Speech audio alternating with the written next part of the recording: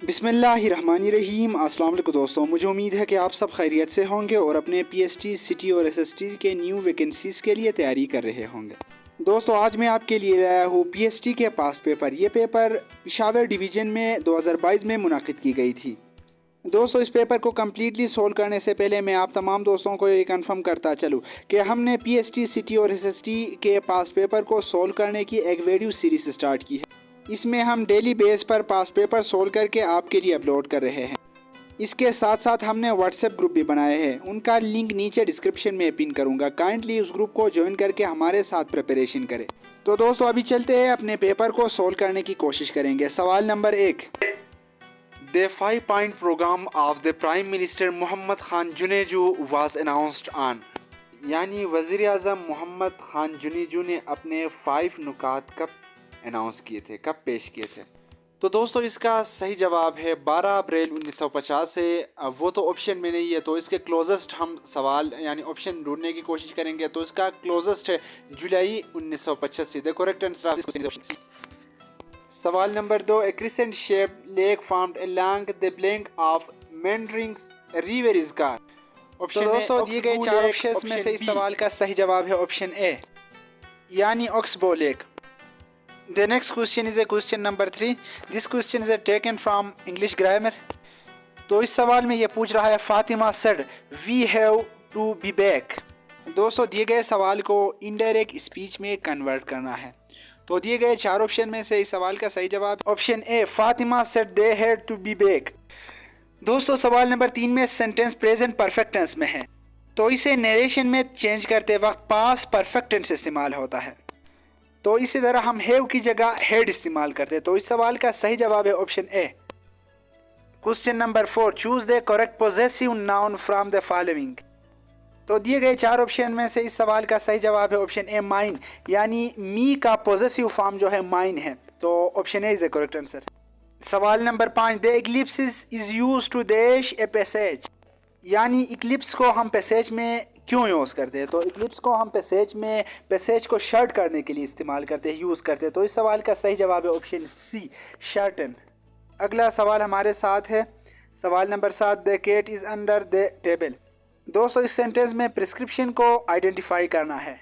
तो इस सवाल के ऑप्शन ए में दे हमारे साथ है, ऑप्शन बी में टेबल, सी में इज़ एंड ऑप्शन डी में अंडर।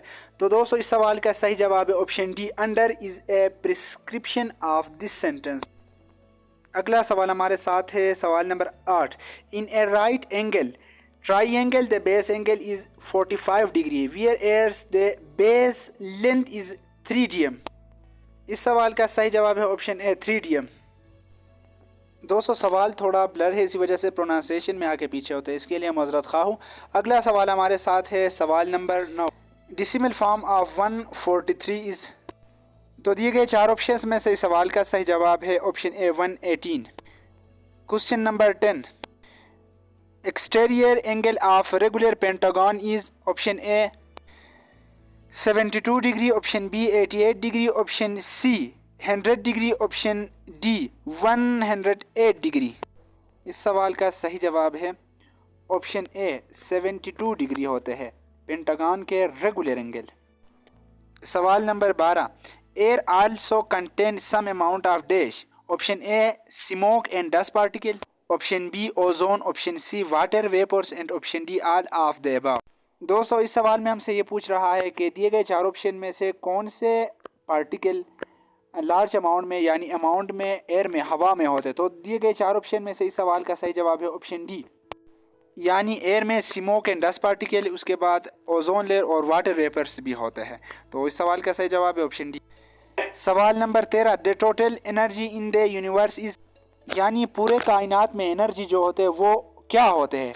ऑप्शन ए, मेजरेबल यानी पैमाइश के काबिल, ऑप्शन बी रिड्यूसिंग कम होते हैं, option C variable and option D constant. तो दोस्तों, दिए गए 4 ऑप्शन में से इस सवाल का सही जवाब है ऑप्शन डी, यानी दुनिया में एनर्जी जितने भी होते हैं कायनात में वो कंस्टेंट होते हैं। कंस्टेंट मीन नेवर चेंजेबल, यानी जो चेंज नहीं होते, सेम होते, उन्हें कंस्टेंट कहते हैं। दोस्तों, हमने फिजिक्स में पढ़ा था एनर्जी कैन नॉट डिस्ट्रॉय और can not make, they will change one body to another body by form of heat, by form of waves, by form of sound, by form of light. तो दोस्तों इसके बाद अगला सवाल हमारे साथ है सवाल number 14। We can change the direction of the force by, यानी हम फोर्स के डायरेक्शन को चेंज करते हैं बाई यानी किसके ज़रिए। Option A gear, option B pulleys, option C gear and pulleys, option D axle. तो दिए गए चार ऑप्शन में से इस सवाल का सही जवाब है option C gear and pulleys, यानी पुली जो चीज़ होते हैं ना उनके ज़रिए और गेयर के ज़रिए हम फोर्स के डायरेक्शन को आसानी से चेंज करते हैं बोथ। तो इस सवाल का correct answer is option C. Next question सवाल number 15। Sound travelling at medium speed through. दोस्तों साउंड के लिए सबसे पहले मीडियम को कुछ यूँ होना चाहिए कि उसके मालिक्यूल अट्रैक्ट होना चाहिए, एक दूसरे के साथ क्लोज होना चाहिए। तो सबसे ज़्यादा फास्ट स्पीड साउंड की यानी सॉलिड फॉर्म में होता है। सॉलिड फॉर्म मीडियम में सबसे ज़्यादा तेज़ साउंड स्पीड ट्रेवल करता है, और सबसे लो यानी स्पेस हवा में मतलब साउंड ट्रेवल करता है one place to another place, क्योंकि हवा का मालिक्यूल एक दूसरे के साथ कनेक्ट नहीं है, वो एक दूसरे से दूर है, तो इसी वजह से साउंड ट्रेवल लो होता है उनके दरमियान। तो इस सवाल में हमसे मीडियम के बारे में पूछते, तो मीडियम जो है वो लिक्विड में मीडियमली ट्रेवल करता है साउंड।